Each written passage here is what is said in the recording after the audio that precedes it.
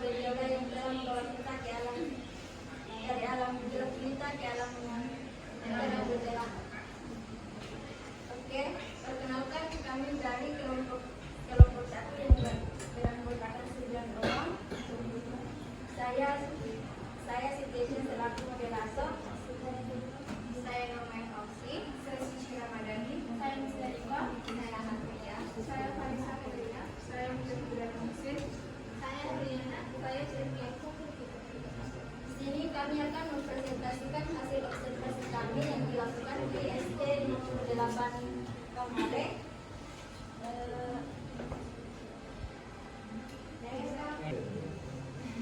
Baik, langsung saja kepada saudari Maya, saya persilakan.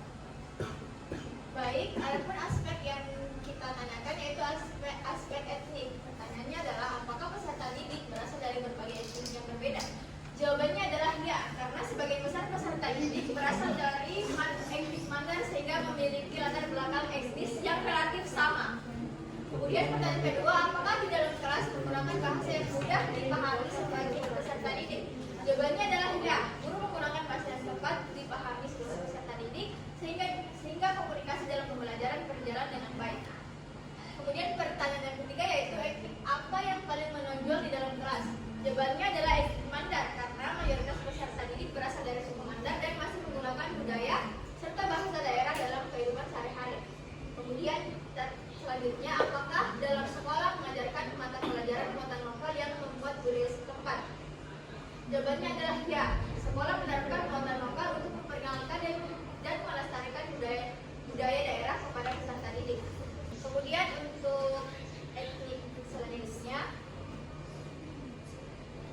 yaitu latar belakang budaya peserta didik. Pertanyaannya adalah apakah peserta didik berasal dari berbagai latar belakang budaya yang berbeda? Jawabannya adalah ya, meskipun mayoritas berasal dari budaya yang sama, peserta didik tetap memiliki perbedaan kebiasaan dan pengalaman budaya dalam lingkungan keluarga masing-masing. Kemudian, apakah di dalam kelas guru menjelaskan materi menggunakan contoh dan mempertimbangkan latar budaya peserta didik? Jawabannya adalah ya. Di sini guru sering menggunakan contoh yang dekat dengan budaya dan kehidupan sehari-hari peserta didik agar materi lebih mudah dipahami dan lebih bermakna. Contoh itu seperti guru menggabungkan bahasa daerah yaitu bahasa Mandar dengan bahasa Indonesia. Baik, saya kembalikan ke moderator. Oke, baik, aspek selanjutnya yaitu budaya sekolah akan dipaparkan oleh saudari. Baik, selanjutnya yaitu budaya sekolah. Apakah suasana sekolah mendukung pembelajaran dan interaksi yang optimal? Jawaban dari observasi yaitu ya. Suasana sekolah mendukung proses pembelajaran dan interaksi yang baik melalui lingkungan yang aman, nyaman, serta hubungan yang harmonis antara guru dan peserta didik. Yang kedua yaitu secara umum, apakah profil pelajar Pancasila dihidupkan dalam sekolah? Jawabannya yaitu adalah ya. Nilai-nilai profil pelajar Pancasila diterapkan dalam kegiatan sehari-hari di sekolah, seperti sikap gotong royong, disiplin, tanggung jawab, sopan santun, dan menghargai sesama. Yang kedua yaitu budaya kelas. Bagaimana guru dan peserta didik melakukan kesepakatan kelas? Hasil observasi yaitu dilakukan pada awal pertemuan di semester. Yang kedua yaitu bagaimana guru menekankan nilai-nilai profil pelajar Pancasila kepada peserta didik. Hasil observasinya yaitu memberikan contoh langsung terhadap peserta didik, membiasakan perilaku sopan dalam lingkungan sekolah. Selanjutnya, status sosial, yaitu apakah peserta didik mendapatkan perlakuan yang sama dari latar belakang status observasinya yaitu adalah iya. Namun demikian ada beberapa peserta didik yang membutuhkan pendekatan khusus disesuaikan dengan kebutuhannya. Yang kedua yaitu apakah peserta didik yang memiliki status sosial lebih rendah kesulitannya dalam mencari teman? Jika iya, apakah ada kemungkinan terjadi perundungan? Hasil observasinya yaitu adalah iya, karena mereka merasa cenderung minder terhadap temannya. Kecil kemungkinan terjadi perundungan karena sebagian orang tua di sekolah kita berupaya untuk minimalisir hal-hal tersebut. dilihat kepada seluruh peserta didik. Terima kasih, saya kembalikan kepada moderator. Baik, aspek selanjutnya akan dipaparkan oleh saudari Musda. Baik, terima kasih atas kesempatan yang telah diberikan. Selanjutnya itu ada aspek minat. Pertanyaannya yang pertama, apakah peserta didik tertarik pada gemar pada mata pelajaran tertentu? Jadi pada hasil observasi kami, sebagian besar peserta didik terlihat lebih tertarik pada mata pembelajaran yang menggunakan media gambar, video, permainan, atau praktik langsung seperti IPA, seni budaya, dan PJOK. Nah, pada pertanyaan kedua, bagaimana keterlibatan peserta didik pada pembelajaran? Apakah peserta didik hanya terlibat pada mata pelajaran tertentu saja? Pada hasil observasi kami, dalam kegiatan pembelajaran tidak semua peserta didik aktif secara merata. Beberapa peserta didik sangat aktif bertanya dan menjawab, sedangkan sebagian lainnya masih malu atau kurang percaya diri. Peserta didik cenderung lebih fokus ketika guru menggunakan metode pembelajaran yang interaktif dibandingkan hanya ceramah. Nah, pertanyaan terakhir, bagaimana perhatian peserta didik dalam menanggapi pertanyaan-pertanyaan yang diajukan oleh guru? Nah, pada jawaban hasil observasi kami, saat guru mengajukan pertanyaan, beberapa peserta didik mampu merespon dengan baik, tetapi ada juga yang masih perlu diberikan motivasi dan arahan.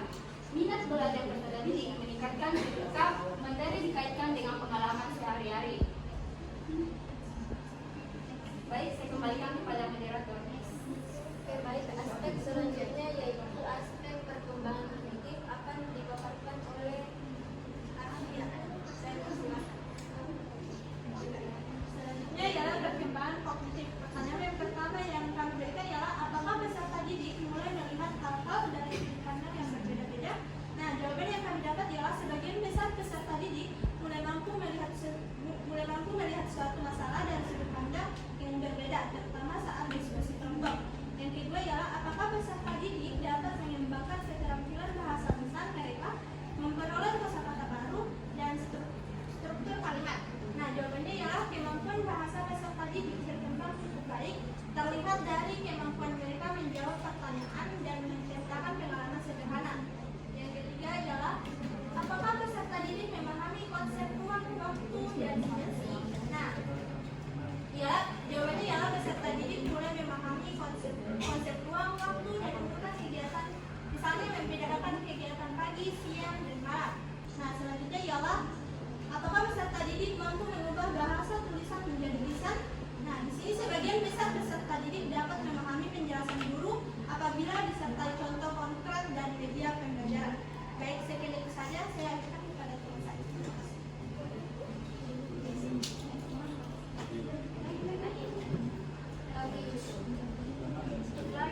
Oke, selanjutnya aspek kemampuan awal akan dipaparkan oleh saudari Safia. Baik, selanjutnya itu kemampuan awal. Yang pertama, bagaimana kesiapan peserta didik sebelum kegiatan pembelajaran dimulai? Apakah peserta didik mengucapkan salam, berdoa, dan dilaksanakan sebuah absensi? Yang artinya, sebelum kegiatan pembelajaran dimulai, peserta didik sudah menunjukkan kesiapan belajar dengan baik. Peserta didik mengucapkan salam yang terang dulu, kemudian berdoa bersama sebelum pembelajaran dimulai. Setelah itu, guru melakukan absensi dan peserta didik diberi dengan tertib. Sebagian besar peserta didik juga sudah menyiapkan buku dan alat tulis sebelum pembelajaran dimulai. Yang kedua, apakah peserta didik mampu mengingat kembali materi dari pertemuan sebelumnya? Jika iya, apa yang dilakukan peserta didik pada saat guru mengajukan pertanyaan? Jawaban, peserta didik mampu mengingat kembali materi pada pertemuan sebelumnya. Saat guru mengajukan pertanyaan, beberapa peserta didik pertama dapat menjawab dan mencoba menjelaskan kembali materi yang telah dipelajari. Ada juga peserta didik yang menjawab berdasarkan contoh yang pernah diberikan guru pada pertemuan sebelumnya. Baik, saya kembalikan ke moderator. Oke, baik. Selanjutnya aspek gaya belajar akan dipaparkan oleh saudari Alfia. Baik, selanjutnya aspek gaya belajar. Pertanyaan pertama itu, ketika guru menjelaskan materi pelajaran, apakah peserta didik cenderung memperhatikan tampilan proyektor atau tulisan guru?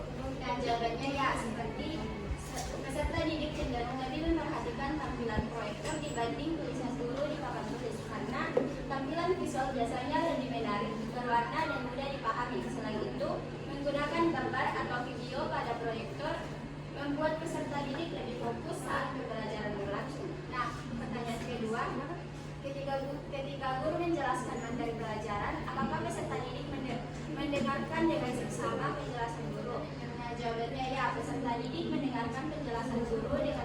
sama, terutama ketika guru menjelaskan materi dengan cara yang menarik dan mudah dipahami. Suara yang jelas serta cara penyampaian yang interaktif juga membantu peserta didik lebih fokus dan dalam belajar. Baik, sekian saya kembalikan masyarakat. Perkembangan moral dan spiritual akan dipaparkan oleh saudari Vanessa.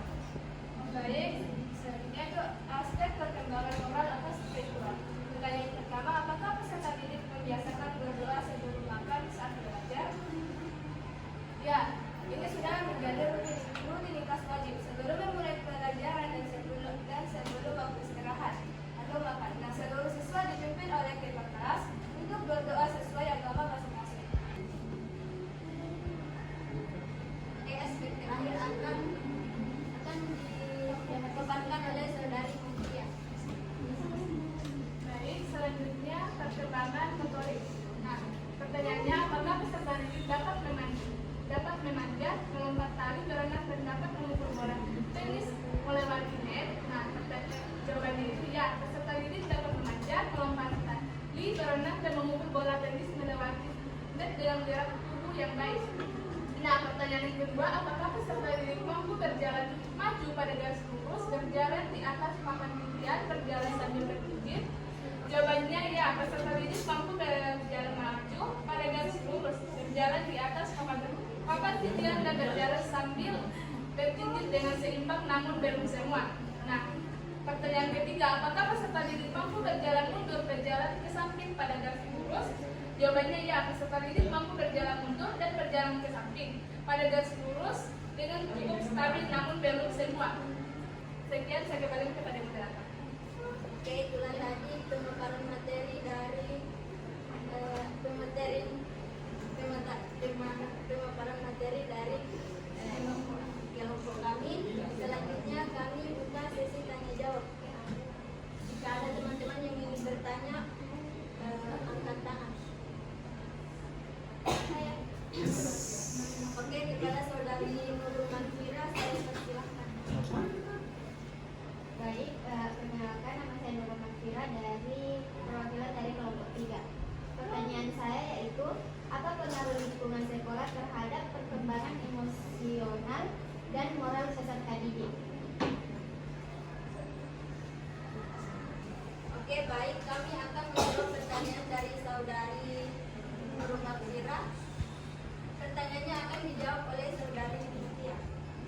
Baik, pertanyaannya itu, apakah pengaruh lingkungan sekolah terhadap perkembangan emosional dan moral peserta didik?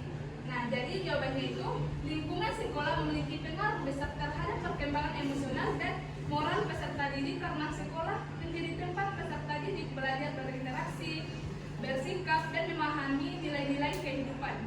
Lingkungan sekolah yang positif dapat membantu peserta didik menjadi lebih disiplin, sopan, mampu bekerja sama, serta menghargai orang lain. Selain itu, suasana belajar yang nyaman dan dukungan dari guru juga dapat membantu peserta didik mengelola emosi dengan baik, meningkatkan rasa percaya diri, dan membentuk karakter yang sesuai dengan nilai-nilai habil belajar Pancasila. Sekian, saya kembalikan kepada moderator. Oke, baik, itulah tadi jawaban dari kelompok kami kepada saudari penanya. Apakah jawabannya sudah dipahami? Baik, jawabannya sudah dapat dipahami.